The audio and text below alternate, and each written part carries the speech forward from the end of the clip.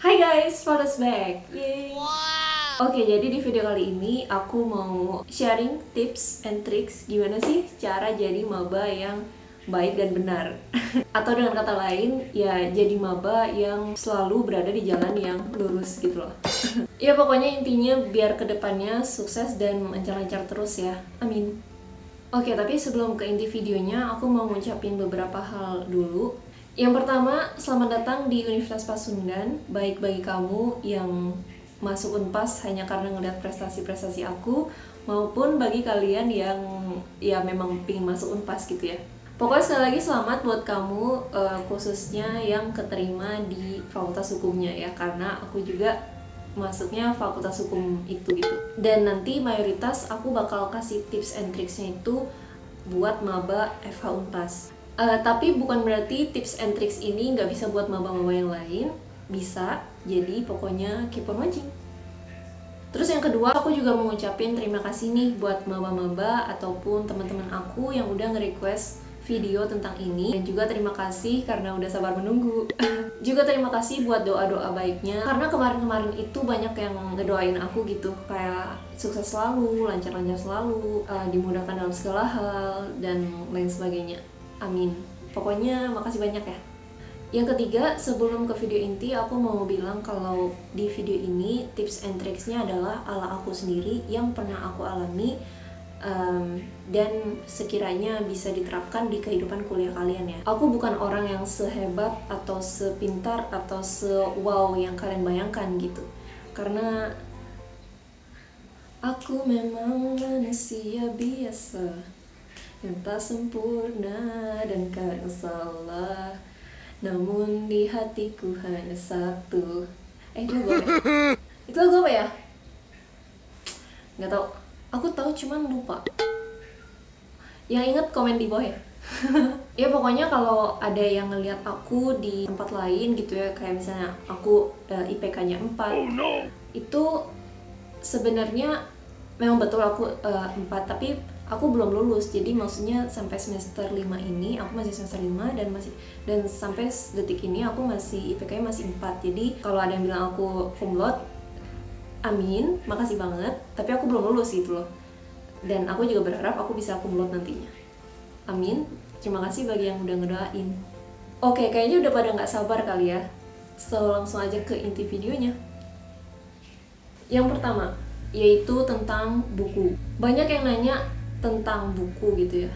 Jujur aku bukan orang yang dengan tipe suka banget baca buku sehingga jadi kayak kutu buku gitu, enggak ya. Jadi sebenarnya aku kadang bisa ini itu tuh bukan karena banyak baca buku gitu, tapi aku rasa kayaknya karena aku bisa menyesuaikan mana yang harus diperdalam dengan cara membaca buku atau harus pakai pengalaman atau istilahnya terjun langsung ke lapangan gitu ya. But anyways, di sini bukan berarti baca buku itu nggak baik ya. Baik banget, bagus sekali, dan kalau bisa kalian terbiasa dengan baca buku. Dan juga bukan karena aku nggak sering baca buku sehingga aku nggak deket dengan buku gitu ya. Jadi ngerti lah maksudnya. Intinya kalau buku bagi aku tuh biasa aja gitu ya, dibaca tapi juga nggak sering banget gitu. Oke, so kemarin ada yang nanya tentang buku apa aja yang cocok untuk anak fakultas hukum gitu ya. Sebenarnya aku agak bingung sih jawabnya, karena ya itu tadi, aku bukan tipe orang yang dikit-dikit buku. Aku tipe orang yang lebih suka terjun langsung ke lapangan buat dijadiin pengalaman gitu loh. Jadi kalau mau aku jawab, menurut aku buku yang paling cocok untuk anak fakultas hukum adalah buku yang disarankan oleh dosen. Jadi maksudnya gini, kalau kita di Fakultas Hukum, ini aku bicara Fakultas Hukum Unpas dulu ya. Kalau kita di Fakultas Hukum itu, biasanya setiap awal pertemuan kuliah itu ada yang namanya RPS, Rencana Pembelajaran Studi. Nah, di situ tuh ada kriteria buku apa aja yang biasanya disarankan oleh dosen ataupun dipakai oleh dosen itu gitu. Dan nanti biasanya dosen itu bakal ngasih tahu ke kalian. Tapi kalau nggak ada di situ, misalnya di RPS itu nggak ada kriteria buku yang sebagai penunjang kalian, saran aku kalian tanya langsung ke dosen tersebut. Atau biasanya dosennya langsung bilang kok apa aja buku yang dipakai sama dosen itu, atau buku apa aja yang harus kalian pakai gitu. Nah, selebihnya buat buku-buku yang di luar kuliah, ya itu kalian bisa baca dari mana aja sih. Kalau menurut aku lebih suka ngelihat misalnya, kalau hukum kan lebih ke kasus-kasus gitu ya. Aku juga ngambilnya pidana, jadi aku lebih suka kayak baca suatu kasus dari novel kayak gitu, dari cerita-cerita, dari kasus-kasus orang. Jadi yang sekiranya kayak novel itu lebih aku perdalam gitu. Ya pokoknya just let me know if you want me to explain more about this.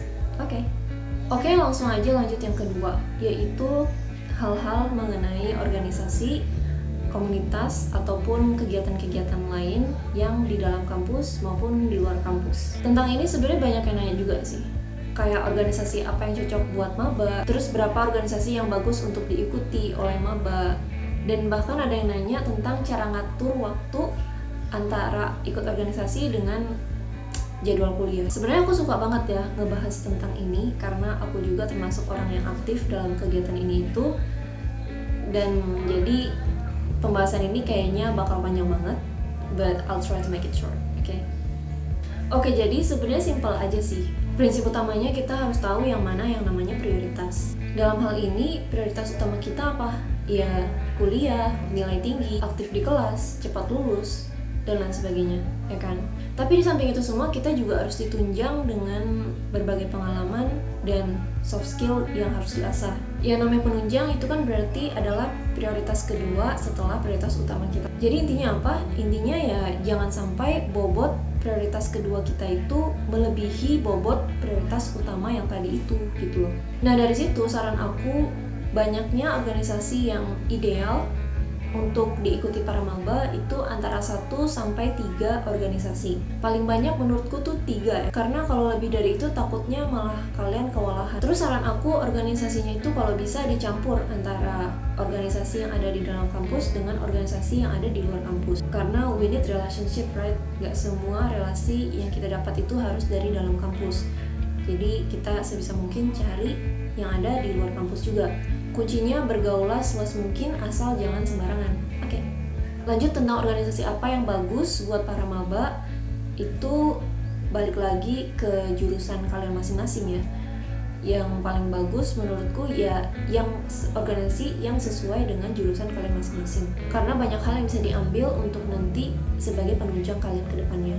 Kalau Fakultas Hukum Unpas itu ada APMC. APMC itu Angkatan Pasunan Moot Court.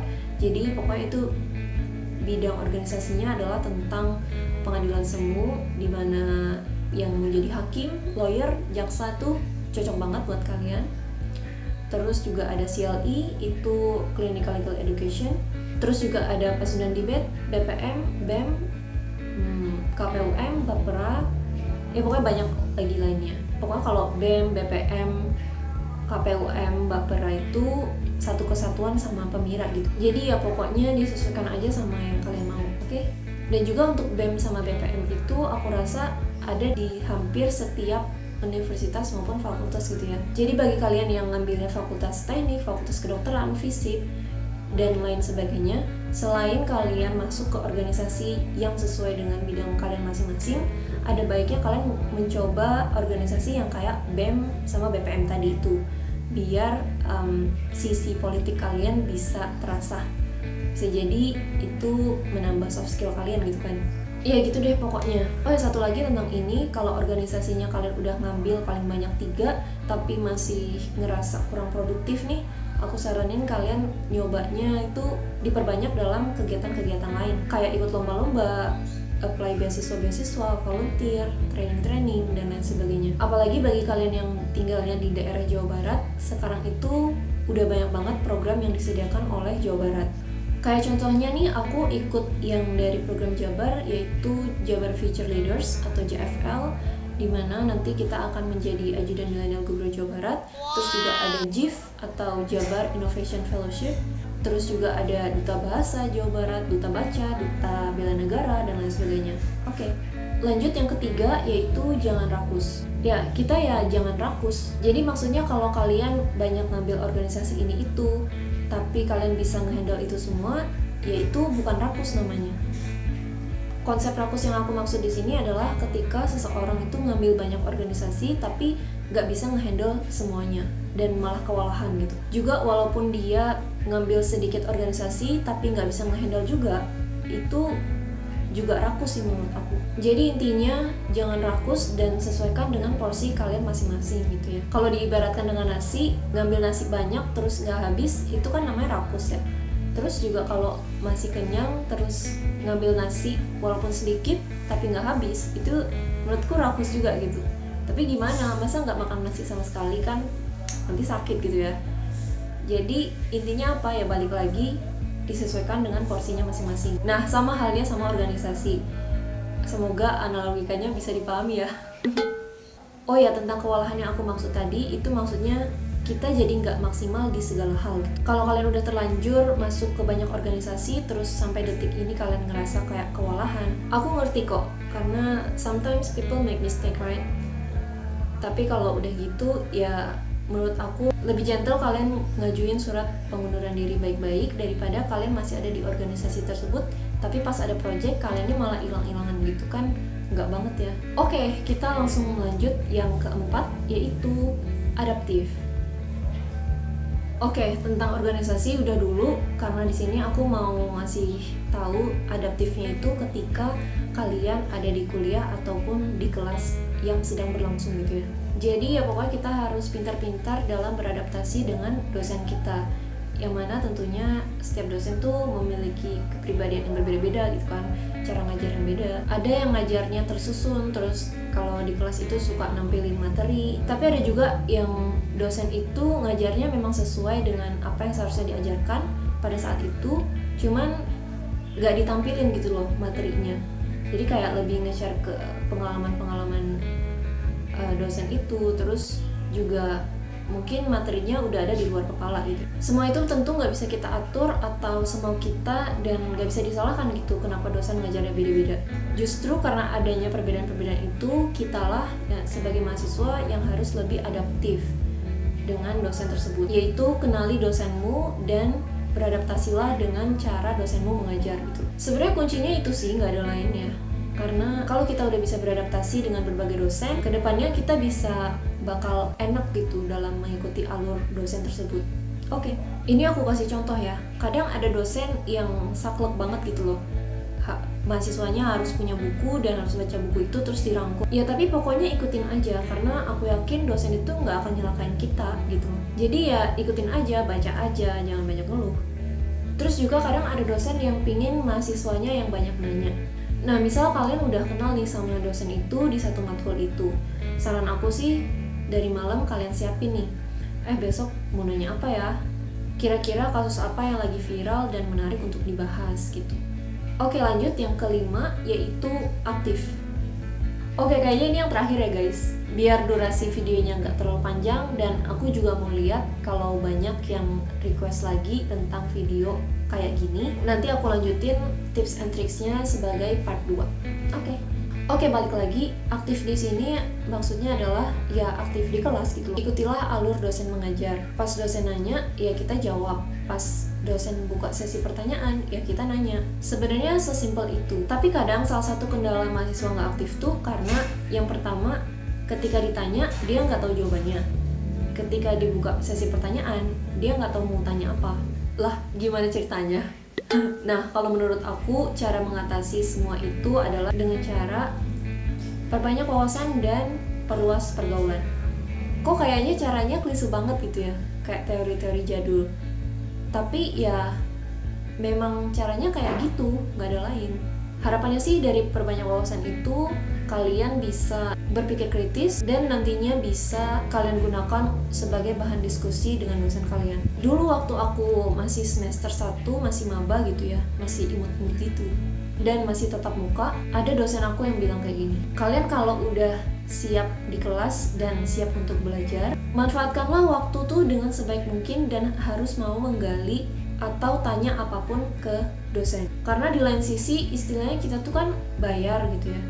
Ini sebenarnya bukan semata-mata tentang uang, tapi istilahnya kita tuh kuliah tuh punya hak untuk mendapatkan ilmu sebanyak mungkin dari dosen-dosen yang ada gitu.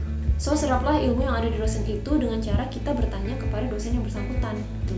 Sebenarnya sesimpel itu gitu. Tapi perkataan dosen tadi tuh bikin aku lebih nyadar hingga akhirnya sampai semester ini aku selalu banyak nanya di kelas. Teruntuk Bapak Ibu dosen yang melihat video ini, maafkan saya apabila saya hiperaktif dan selalu banyak nanya di kelas demi mengasah cara pikir yang kritis. Terima kasih Bapak Ibu.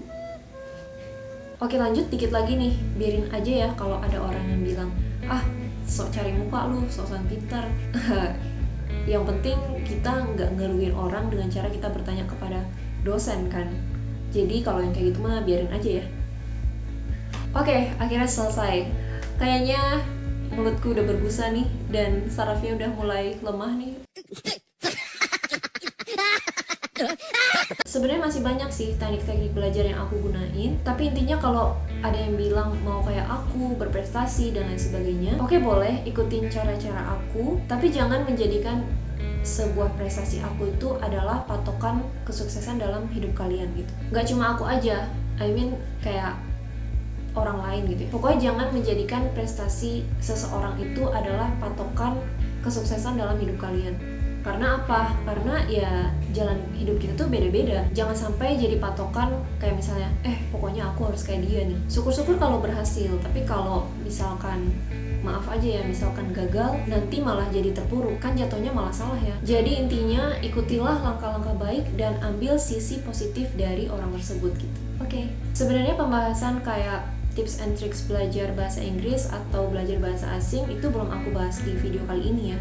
Rencananya mau aku pisah di video lain dan dimasukkan kayak series lain gitu. Kalau kalian mau aku bahas tentang itu ataupun kalau kalian mau aku bahas tentang part 2-nya video ini, komen di bawah aja ya. Oke, udah habis sorry. Oke, segitu dulu yang mau aku sampaikan.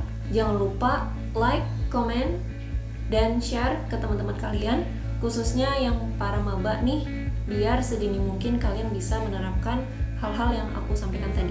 Juga subscribe dan jangan lupa nyalakan tombol notifikasinya biar kalian menjadi orang yang pertama nonton aku di video berikutnya. Thank you guys for watching. Bye bye.